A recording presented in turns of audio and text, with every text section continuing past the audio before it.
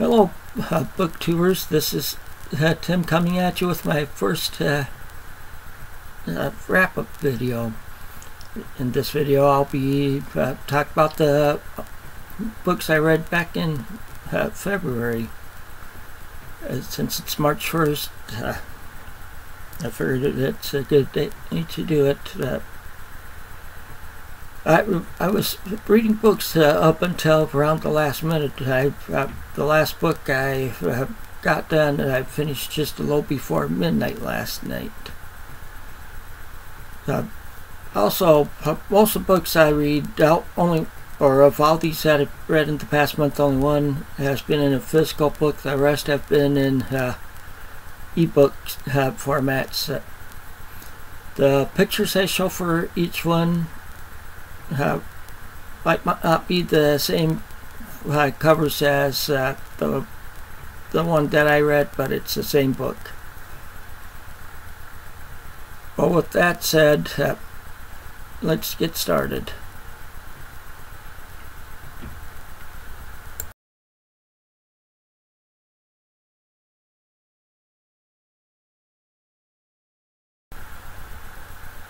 The first book I read was in February and finished in February was Northern Lights by Tim O'Brien. This is an author I had just recently found out about. I read that he was born and raised in, or his hometown, I should say, is Austin, Minnesota. Well, I was born and raised in Mason City, Iowa, which isn't really that far from Austin.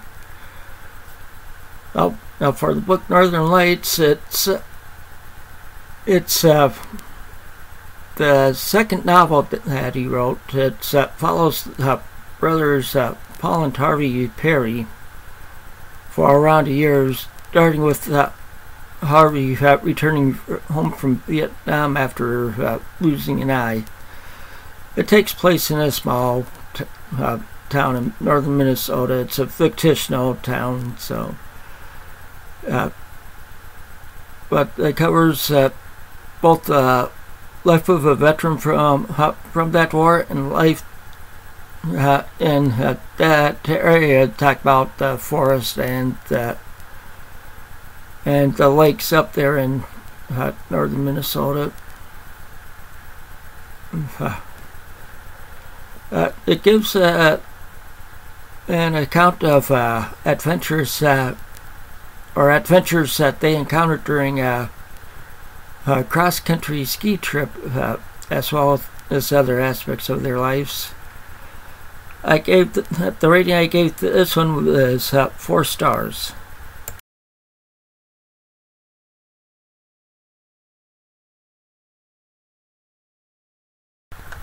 The second book that I finished in February is one that took me a good while to read. That's Pioneers by James Fenimore Cooper. It's a first novel that he wrote in the Leatherstocking Tales, but it's fourth in chronological order. See, I read the book. It's Eller's 100 Must-Reads by David Morrow, and I can't remember the other author's name, but this is The Last of the Mohicans from this series is one of the books listed in it, and so I wanted to read this one before I read that Last of the Mohicans, because Last of the Mohicans was the second one he wrote. But it's the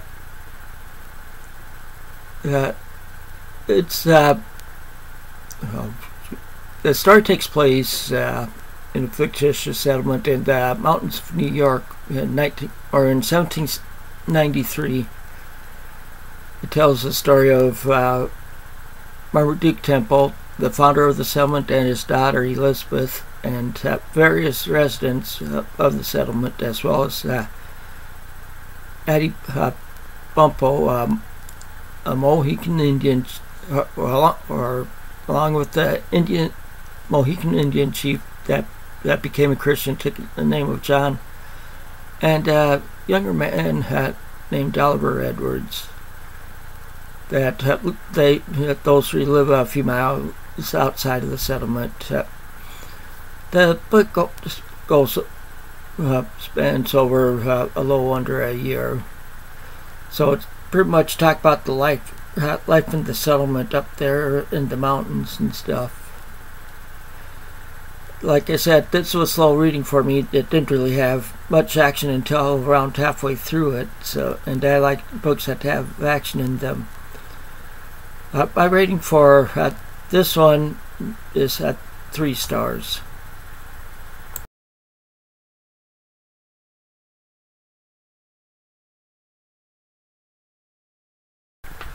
The third book I finished in February is 80 AD, The Jewel of Asgard. This is fantasy. It was the first book in the 80 AD series by Aiki Flinthart. I hope I got that first name right. It's YA fantasy, but there's a note at the beginning of the book saying that there's a lot of adults have read this book also. And but in this one, there's Jade and Phoenix. They're both around 13 years old. They've never met before, and both having a parent they despise. Start playing a pre-release of a new computer game called 80 AD, but they start playing it at the same time. All of a sudden, they were both pulled into the game, which is set in Britain back in 80 AD, where they meet. Not knowing what is happening since online version hasn't been started up yet, they find it weird that they are more than playing the game, but playing it, actually playing it, actually doing the battles and stuff. They soon find out that they have a quest that they must complete together, otherwise the world in the game and the real world will be changed forever for the worse. They got through the game scared and wondering how they will be able to accomplish the quest, or I should say they go through the game scared and wondering how they were able to accomplish it. I found that this book had good action in it, and it an easy read. It just keeps going and stuff. Like I said, it's the first book in a series. I rated this one 4 out of 5 stars.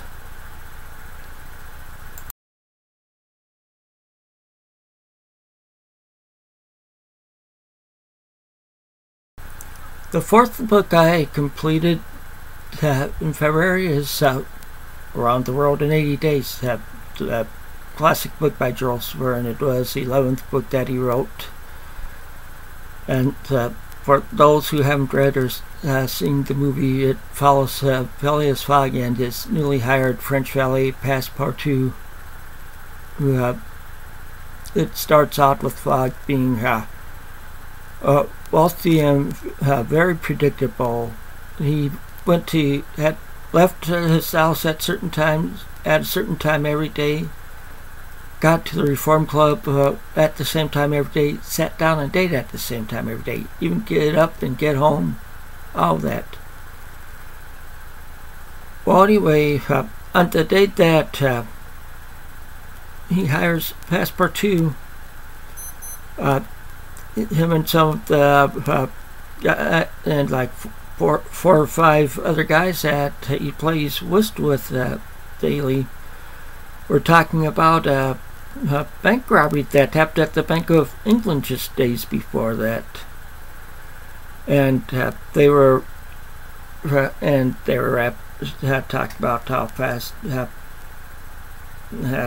people could travel and stuff, and Phileas Fogg said that could travel around the world in 80 days, and he put a wager on that, and he left.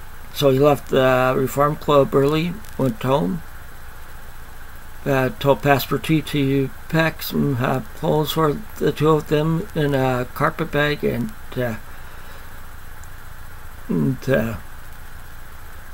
Phileas Fogg also threw in like 20,000 pounds in banknotes in the bag, and they took off for their trip around the world. And after they started up the journey, detective at Scotland Yard, but he was down in around Egypt or somewhere like that, saw a picture, and he thought it looked like Phileas Fogg's picture. That, or the picture of the bank robber, and so he starts following them, trying to delay them until he can get a warrant from the Bank of England, and so that's pretty much what happens in the book. It like I said, many of you have probably seen one of the movies or cartoons or spoofs of it. And I rated this one 4 out of 5 stars.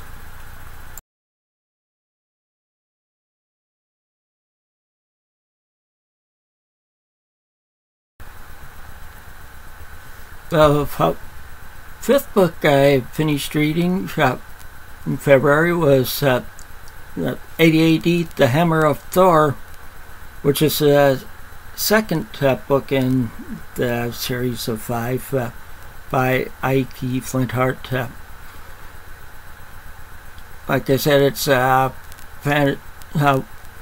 fantasy. And this book, Phoenix and Jade, along with Bryn, Marcus, and Truda are in it.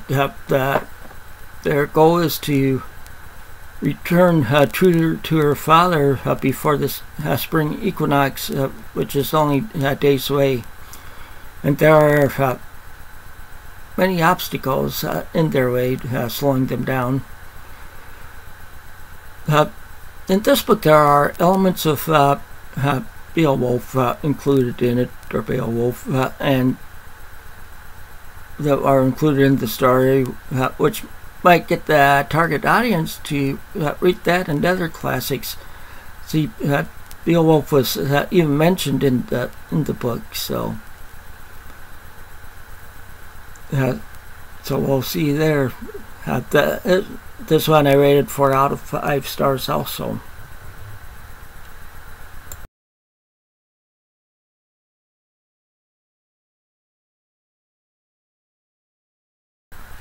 The last book that I finished reading in February, which was late last night, was The Catcher in the Rye by J.D. Salinger. Of course, it's a classic novel. It's written as a retrospective narration by Holden Caulfield, the main character in the book. He's a teenager who's been kicked out of 4 private schools for boys. He talks mainly about a 3-day period, a little bit before Christmas the previous year when he left the 4th school. Most of the story takes place in New York City. And it's an interesting read. And there were a couple editions of this released in magazines, but where had some incidents were different in it. I rated this book 4 out of 5 stars. So that's my my wrap-up video for February. If you like it, please like and subscribe. Also, I have a blog where I do have a spoiler-free review of all the books I've read, including these books. I'll leave a link to my blog below. Also, I'm on Facebook and Goodreads. I'll leave links to those also. And I'll also leave a link to my channel for my music collection. With all that said, until next time, happy reading.